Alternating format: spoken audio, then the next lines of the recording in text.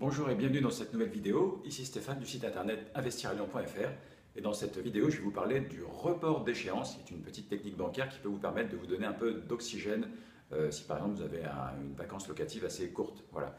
Juste avant, je voulais vous inviter à cliquer sur le lien qui apparaît ci-dessus pour vous abonner, pour télécharger ma vidéo gratuite qui est une vidéo privée en lien non répertorié sur YouTube, donc introuvable avec des mots-clés, mais que vous pouvez obtenir facilement et simplement avec votre mail.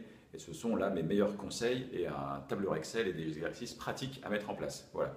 Donc le report de crédit, en quoi ça consiste? Eh bien, on entend souvent quand vous faites un investissement immobilier qu'il peut y avoir justement, par exemple avec les étudiants, un manque de loyer, par exemple sur juillet-août, puisque les étudiants, on peut penser, partent fin juin et reviennent que début septembre. Alors dans la vraie vie, certains étudiants en fait conservent le logement puisque c'est tellement rare et difficile à trouver en septembre à la rentrée qu'ils le conservent. Et par ailleurs, en fait, et puis il peut y avoir d'autres types de populations, les jeunes actifs qui, eux, tout au long de l'année, demandent des logements.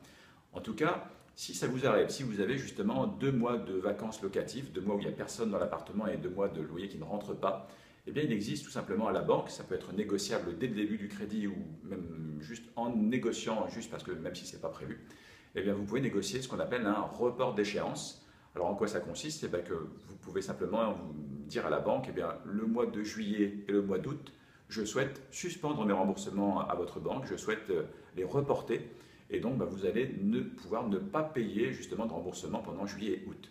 Vous n'êtes pas obligé de motiver d'ailleurs votre demande. En tout cas, sachez que ça existe, on entend souvent parler de cet inconvénient potentiel de vacances locatives, de creux d'encaissement de loyer. Bon, en tout cas, il peut y avoir une technique toute simple et toute bête qui se négocie encore une fois. Alors, ce n'est pas un service gratuit que la banque vous octroie, c'est payant, c'est négociable, elle n'est pas tenue de vous l'accorder si ce n'est pas prévu dès le départ. En tout cas, sachez que ça existe et pourquoi pas aller voir, négocier-le si ça peut vous être utile, ça peut vous apporter, comme on le disait au début, une certaine, un peu d'oxygène si justement vous avez un petit creux de loyer. Voilà pour le conseil du jour.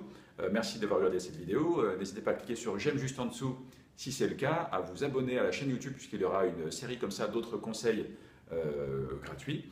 Et sachant que alors, ces conseils, en tout cas celui-ci, il est issu d'un coaching, d'une formation que je suis en train de réaliser qui est en cours de création qui s'appelle Caviar, comment acheter vite et intelligemment un appartement rentable, où encore une fois je condense mes meilleurs conseils et puis j'essaie de vous accompagner dans votre investissement si vous débutez, si vous avez besoin d'aide, d'expérience. Merci d'avoir regardé cette vidéo et à très bientôt pour la prochaine. Au revoir.